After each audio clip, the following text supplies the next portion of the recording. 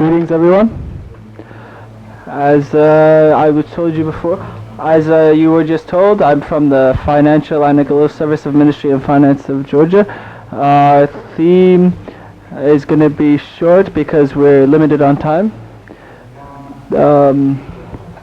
Today we're going to talk about eCloud. I'm going to explain to you what meaning this has for the future in the cyber world. Regarding, I won't spend so much time.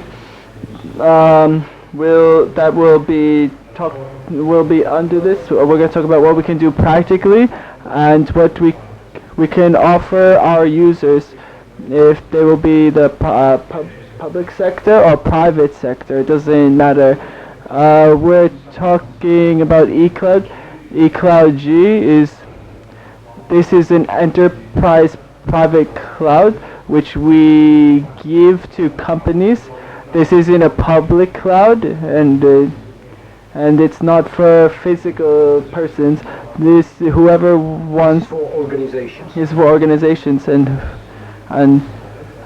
for people outside of their office who don't want to just use it at the service at their office.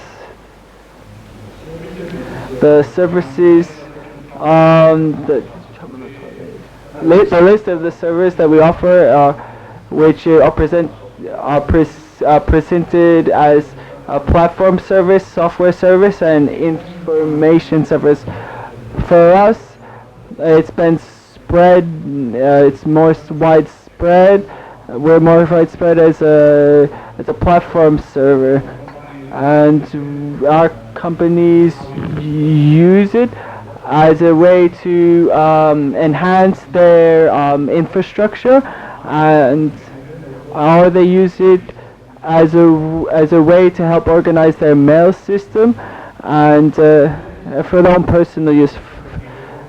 From us, they receive the infrastructure, and then they get the services from us, and this is the scheme that they receive it with. And next, the next thing that I want to talk to you about is what will happen. I already began this, but I will talk about the services the services provided.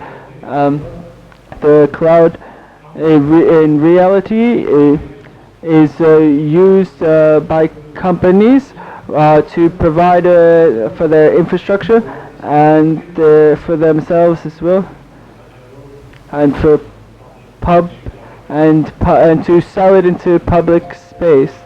And this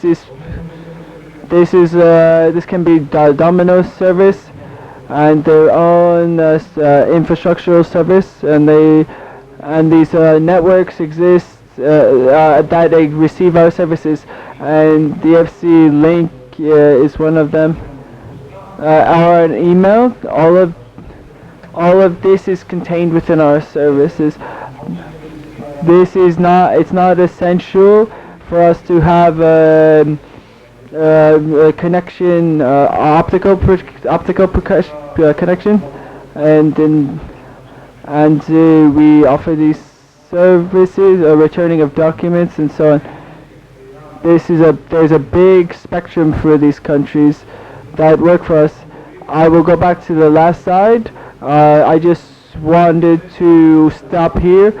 There's 2,500 organizations which are clients and that use our servers. And regarding our platform, we've got from 9 to 15 organizations that receive this, but infrastructures like governmental organizations receive 8. The 8 companies receive this service. As for infrastructure that is behind this, many questions are raised to how reliable this is, and does it work to put its infrastructure here to us, and how service is going to be flawless, and if something happens like a flood or earthquake, and how likely the services information is going to be protected. We have two regimes that are working on the basis of virtualization of the system. They both work as one server, just standalone and independent with each other, and if one is turned off, another will replace, and the services will be provided in any event. So we have quite power is quite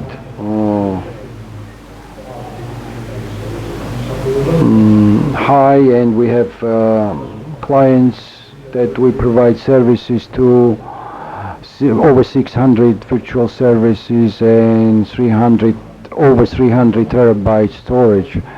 We also have additional connections with all providers. To both providers, we also have PGP, which gives us our own IP links, and based on this, our clients are protected to the extent possible, to the maximum. So this system is technically solid and works on networks, and it is important here to look into the issue of management. We have a quite complex monitoring system. When this cloud system monitoring takes place, and very rapid response is carried out in case of problems. There is a warning system, live warning system, and the system is automated. We can say that 99.9% we can provide uptime, so-called, to company that comes to us. We have a hotline, global hotline. 1531 is the number that they can call to our hotline. We also have change management system, incident prevention, which is built on the basis of Microsoft, and the monitoring is permanent. We also have, and I would like to emphasize this, all hardware software solutions that we have a critical support from manufacturers. If any component of the system is out, then provider can replace it in 4-6 hours, which guarantees the protection of our clients and our systems. And our systems are very important because it serves a public purpose and plays a significant role in the financial life of our country. As for security, which is another momentous topic, our approach is defensive data approach, so-called, when our end client data is accumulated in the center, and we build fortification around this data.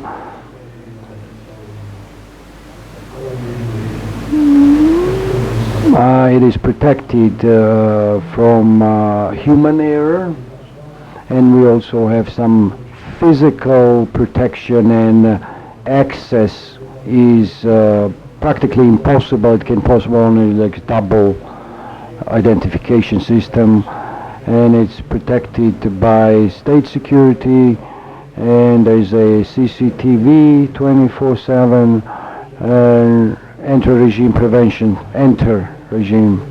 prevention system. System is segmented to the level that our clients, all clients, can operate in their isolated network, and they will not be in touch with other. When we provide infrastructure to a client, we don't know his password and how he or she enters into the system, and we provide this two-level protection, firewall identification and systemic identification, so that they can get to their system. So we don't possess their passwords unless they give us administrative authority. Scripted or crypted traffic is taking place inside, and there is SSL basis access. Access control is quite severe, quite strict. We have also CM system that copies all the security logs, analyzes, and also works with intrusion detection systems and sensors, and gives out real-time alerts if there is a virus attack or any other form of attacks in our infrastructure, or any attempt to intrude our system. In near future, with our providers and partners, we will introduce DDoS safety systems or protection systems, which will allow us to avoid some intrusions. It's quite rare in Georgia, but it's common threat anywhere else. Very briefly, I'll talk about what we plan to introduce. It's called Cisco as some software-defined networks. One of the software-defined networks. This will simplify network administration for our clients. Our clients may not need high competence professional. It will be policy-based networking needed only. You will say that this is your application server, basis server, and how the communication should take place between them, and the system will do it itself. You don't need to write any access lists and opening any additional ports, and this is all in the past. This is all that we are developing at this point, and that we hope that it will make our clients' life easier. And on a financial side, based on our calculations, we have an experience of equipping user organizations. If we take like an organization of 500 users, IT users, for them to have built a data center for this disaster recovery center, and with all this paraphernalia,